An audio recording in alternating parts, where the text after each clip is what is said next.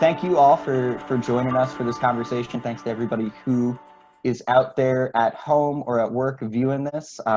This is the latest in a series of videos that Foodlink is doing to talk about the connections between our work to end hunger, to fight food insecurity in our region, and the connections to the root causes of those issues. So the reasons why people end up needing to use the services, needing to access the services through our partners.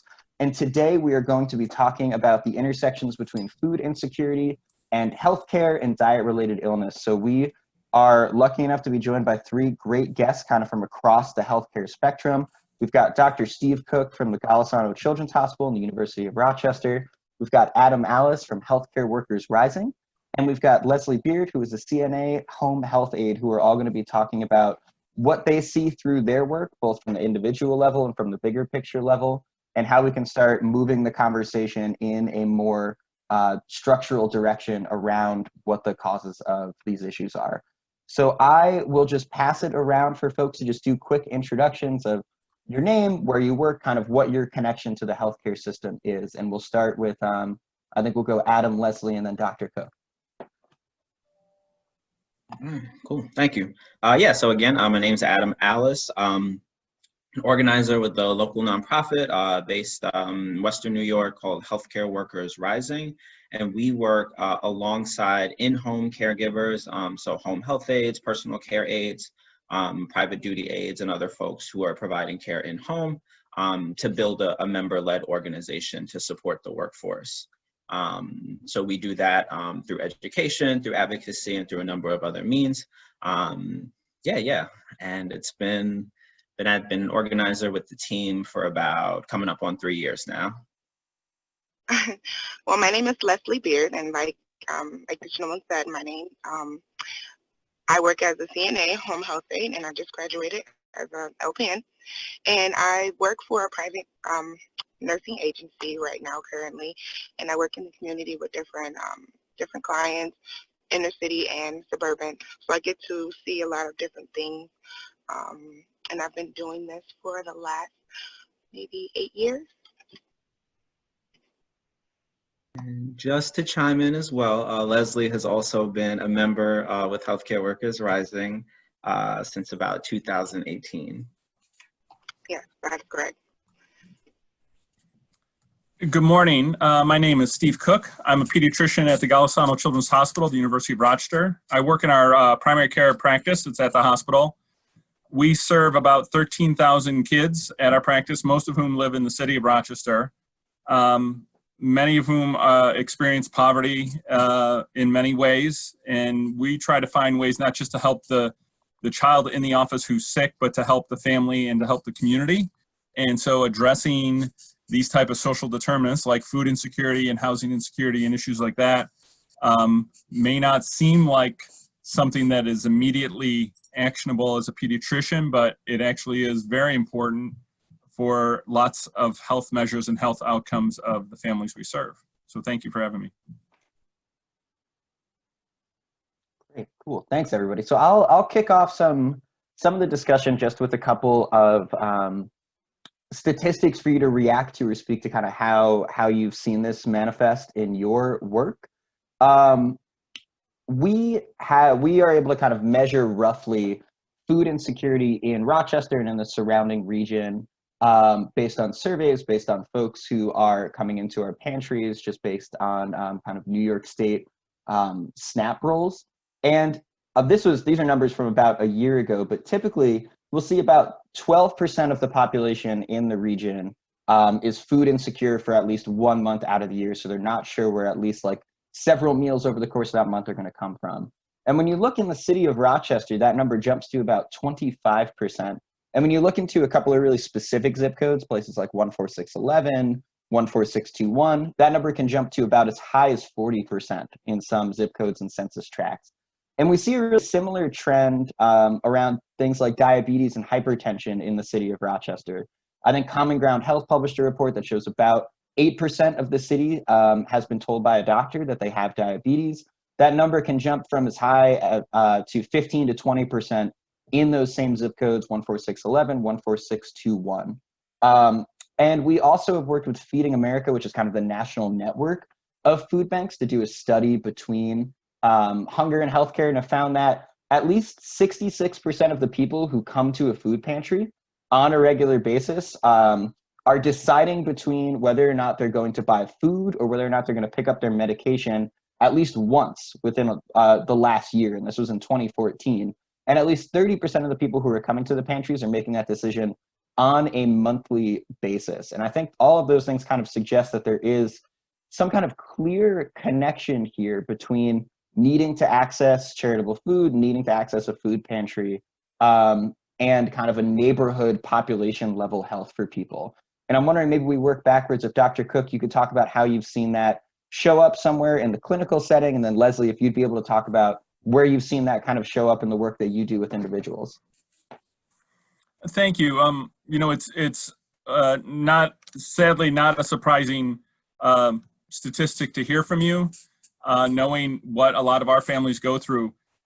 Because of our concern around this, we actually, one of our nurse practitioners for her doctorate program did an implementation project to help us screen for this better, because we weren't really screening for food insecurity and other issues like this for parents. And once we started doing it, like a lot of things, you look appropriately, you find it. And we were finding somewhat similar rates, not as high, but I would argue that they're probably higher, because even in a survey you fill out in your pediatrician's office, there probably is underreporting anyway. So we were seeing rates anywhere between 15 and 20%. We saw it vary by month of year, which was really interesting. And this was the parent filling it out for themselves and their family. And so it was helpful to see that there was definitely a seasonal pattern to it, high in the summer, high in the winter, somewhat at the start of the school year, which was interesting. And the lowest time actually seemed to be April and May, and we couldn't figure out exactly why, but again, we were just looking at this as a very cross-sectional view. But the food question was one of 10 questions we asked, and we asked some more personal type of questions like alcohol or drug abuse, interpersonal violence, domestic violence, depression, risk of becoming homeless. And what we found is that actually if the food insecurity question was positive, the chance of another question being positive went up a lot. So at the very least, I think the food insecurity also serves as a flag for us to, you know, be willing to probe and ask a little more about these other issues, but only ask if you have something to help with. And that's a really, really important thing.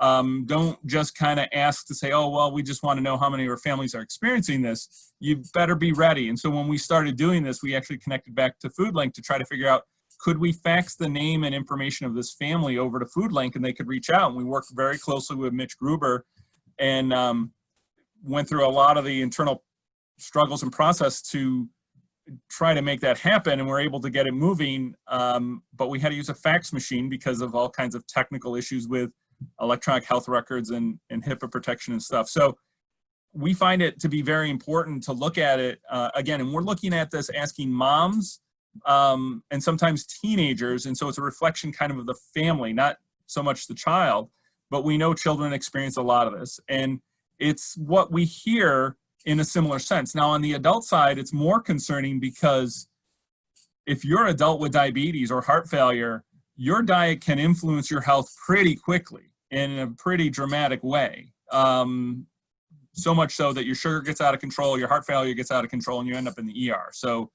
while we have a little bit more luxury of time than not having an immediate issue, the importance is still really there. And having what that next step is really important. And we hope, as having relationships with patients, we are a trusted source, that they'll confide in us and that we can help them. And again, not looking to bring in child protective services or get in people's background and let them know that we're looking at them. We're doing it to help. And that's a really important point. And again, having the trust of the family helps us with that. And even with that, we know some families are still a little hesitant, but again, we know we're making inroads and making connections. So at least that first step is giving us some value. We think is turning around some value to families as well. Yeah, that's excellent. Thank you all so much for that context. And I think that seeing that number spike in the summer is really interesting. And I think we see that a lot too, mostly from kids being out of school where they're getting usually at least 1 or 2 meals a day. And the rates of people accessing summer meals in the city of Rochester versus the number of kids who actually receive free reduced price lunch or breakfast in the school system are much lower. And I would imagine that's where we see some of that spike come from. Leslie, wondering if you could speak to some of your experience working directly with folks and maybe some of either the trade-offs that people make between their diet and their healthcare and how that plays out in your care with folks. Well, my background comes more with experience with elders, so I don't really have a big, field with that. But I definitely have seen a lot of that more with in the inner city of people having to make sacrifices, like you said, with getting their medication or getting food. And a lot of times the families have to provide for that need because they're not able to, or they're telling them or their healthcare worker that they don't have an appetite for that day, or they're not. And that raises concern because you have clients who have high blood pressure and diabetes, and they need to have a nutritious diet. So a lot of times home care workers bring in food for the client themselves, and that raises the concern of the income that we receive versus the actual need that's out there. We're not able to fill everything. We can't even. A lot of us are working 40 hours a week, and we're not even provide for our own families.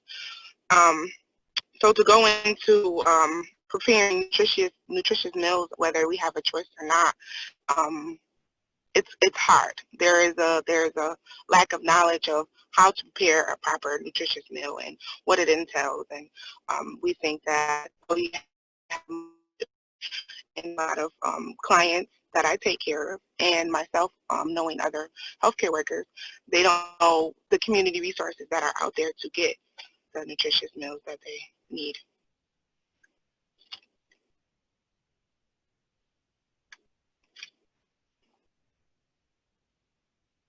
Hope I answered your question.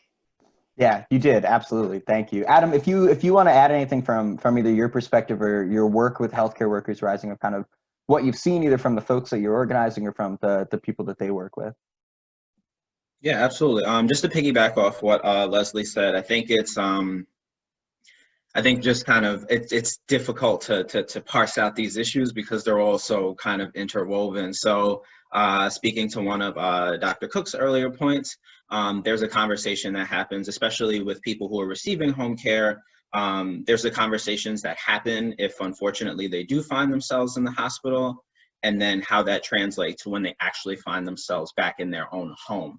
And then they're inherently, well, it depends on the situation, but there are often times where those populations are inherently isolated. If they're fortunate enough to have family and supports around in addition to an in-home caregiver, that is a big plus. But if they don't, like Leslie pointed to, a lot of the education and a significant portion of the resources are coming through the caregiver.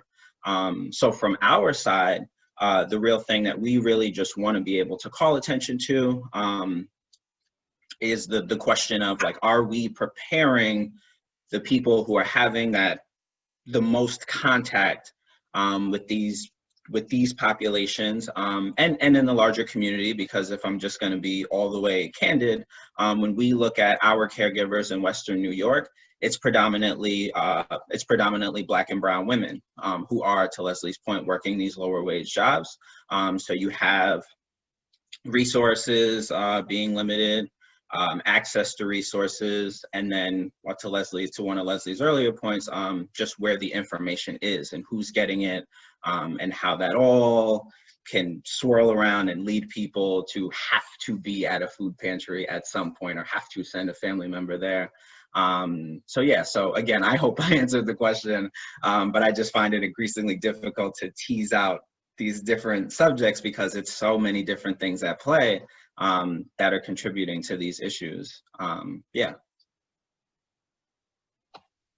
Yeah, I think you brought up a great point about how do we prepare the people who are going to be interacting with patients to be able to talk about healthy food and food insecurity and like diet-related illness and all of that.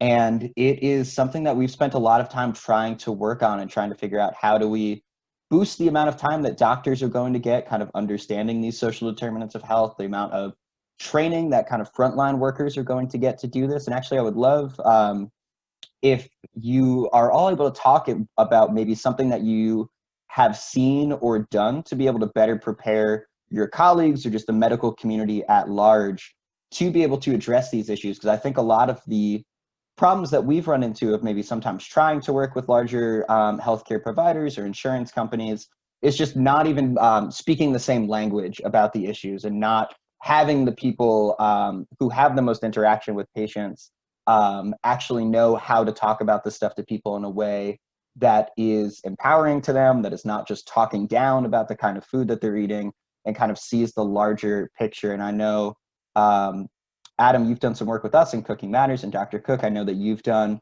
plenty of work with your colleagues and with the kind of larger systems about bringing that into the conversation. So would love for the viewers to kind of hear about some of that as well. So I think one of the key points is part of our training for medical students and residents, pediatric residents, is really pointing out the fact that community health is a real important bedrock to care for kids. It dramatically changed, the care for children dramatically changed in this country in the 60s and 70s with expanded, development and use of vaccines and safety devices. Pediatricians in the 60s and 70s took care of kids who got bad infections, got complications of bad infections, who got hurt accidentally in car accidents, fires, burns, and falls. As more safety devices came out, we saw less of that. As more vaccines came out, we saw less severe infections and complications. Now, we're not going to debate the effectiveness of vaccines, but what we've seen is that social factors in the lives of children play a bigger and bigger role. So whether it's adverse childhood experiences, poverty, toxic stress, all these factors have a big effect on them. And so the idea that I take care of kids with sore throats and ear infections while still true is only part of what's happening. Because if a parent can't get to the pharmacy for that prescription or pay for it, it's kind of useless. So putting it in that context makes a real impact in how our trainees think of it. And I think it's real important that we reach our trainees, our students, our nursing students, our medical students, our pharmacy students, because it's like swimming. If that's how you learn to swim, you're going to swim that way the rest of your life. And hopefully they'll be able to adapt as they go. But the key is that having that foundation early on in your training gives you that perspective that you carry forward. And if you don't have that early on, it makes it much tougher when you've gone through residency and training and you're into your own style of practice to then change how you view families and interact with families and think of their lives in the context of their community. So that's a really important piece, and having this as part of our weekly lectures as part of an advocacy track that's in our residency program that actually residents do a 6-week block of time.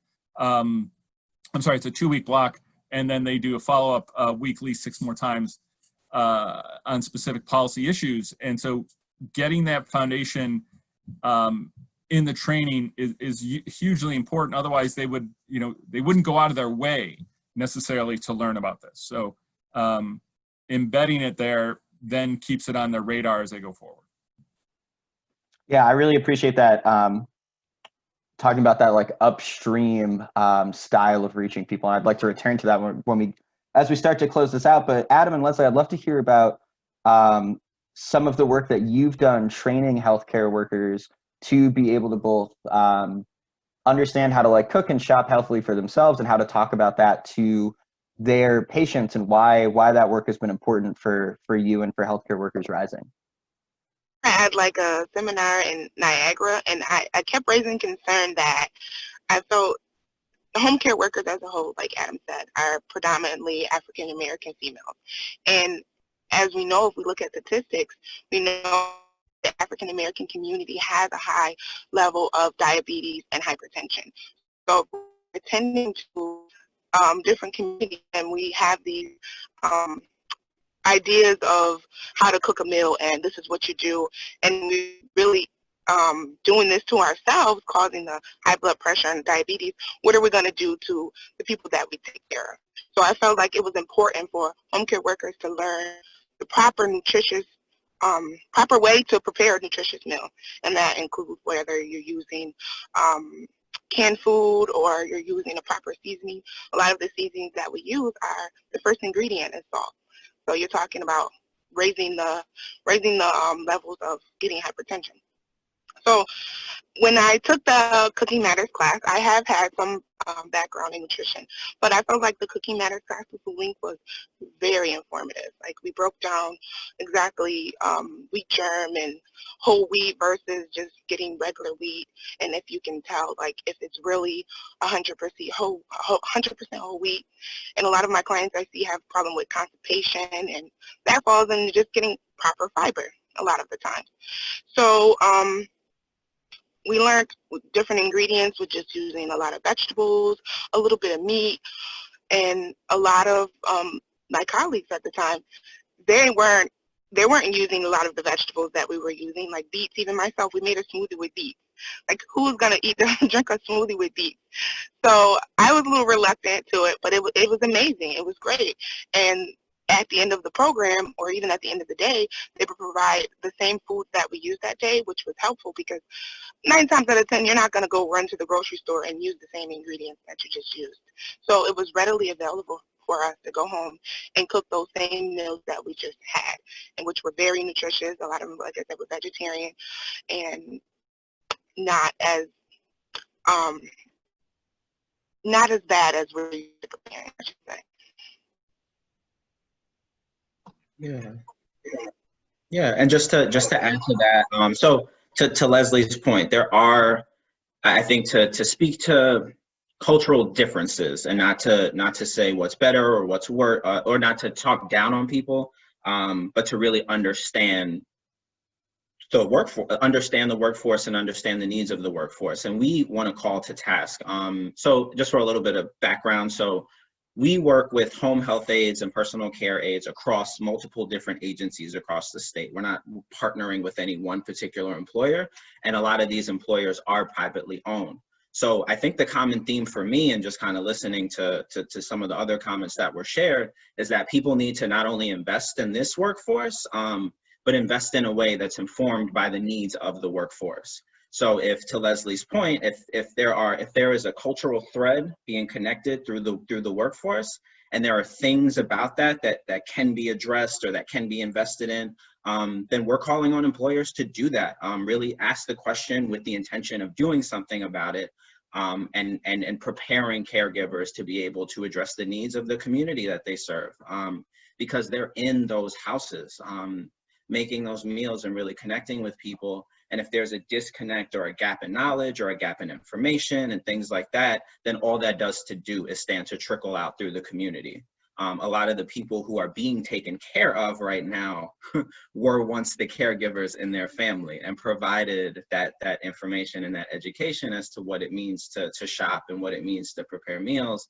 And the employers and the community at large has an opportunity to intervene in that.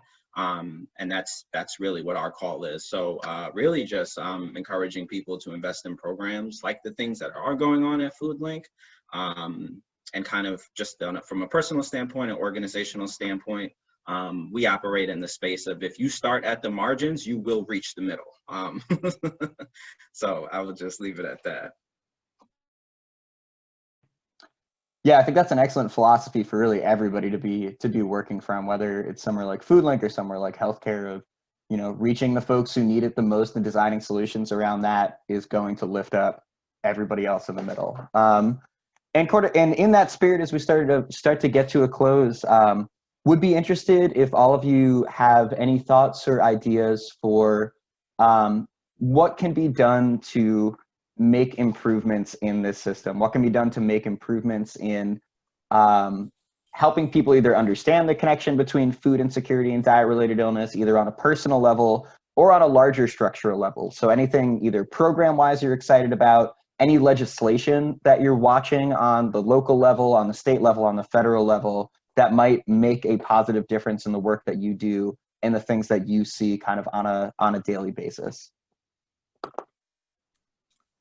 You know, I think it's really important that in some of the work around Medicaid, both at the state level and federally, is trying to move this needle around social determinants of health. So the fact that it's started out of the primary care setting and connecting with community agencies to look for this and make these connections has now fed its way up to the federal level, saying we really do have to look at this, and it depends on your population who you're working with. So Leslie's experience with seniors is hugely important because they're impacted just as much, if not more so, as how we look at this with children and families, where we know this impacts their learning, their social emotional development. So seeing that it's really started to weave its way into Medicaid policy, and having this as a metric, in a sense, on a healthcare system, that are you really looking for these issues in the primary care setting, and hopefully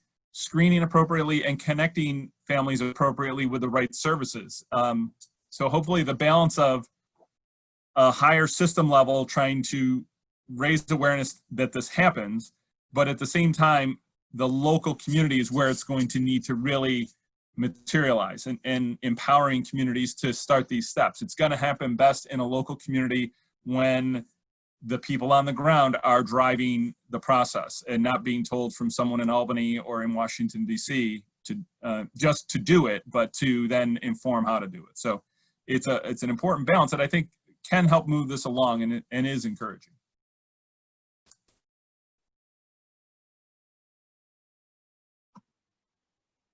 Yeah, on our side, no particular legislation that we're watching.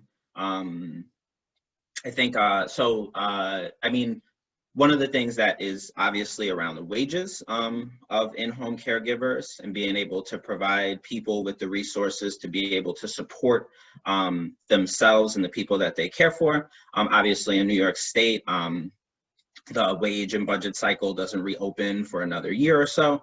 But we want to just be able to call attention that this is, as far as people on the ground go, there is an army of caregivers throughout Rochester and Western New York that are in a prime position to be able to provide these types of interventions and to be able to provide this types of support, but they need the tools to be able to do so. So that's something that's really top of mind for us.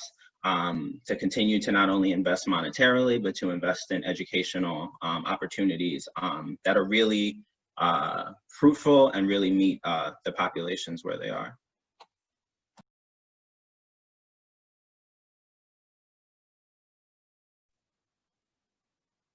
Cool, thank you all. Leslie, any closing thoughts from you just on what would make it easier for you or your colleagues to provide better care for folks, or something that would make it easier for the folks that you care for to be able to eat and shop in the way that they need to?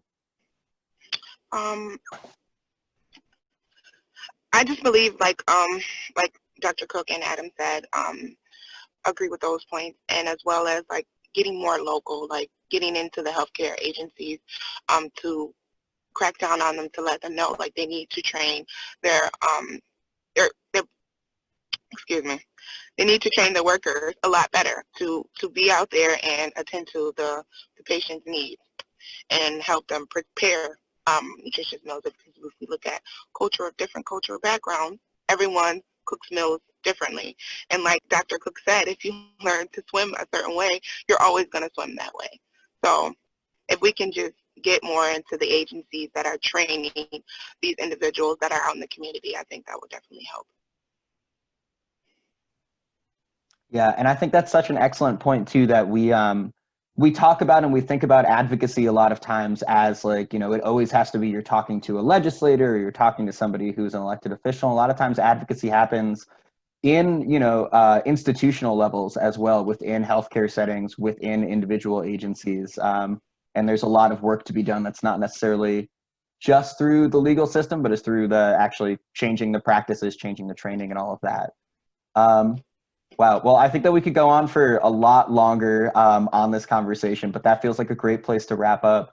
Thank you all so much for your time again, Dr. Cook, Leslie, Adam, for everything that you're doing to help keep people safe and well, and to help make sure that people have the resources that they need to actually do this work. And we look forward to being in touch and talking with you guys sometime again soon.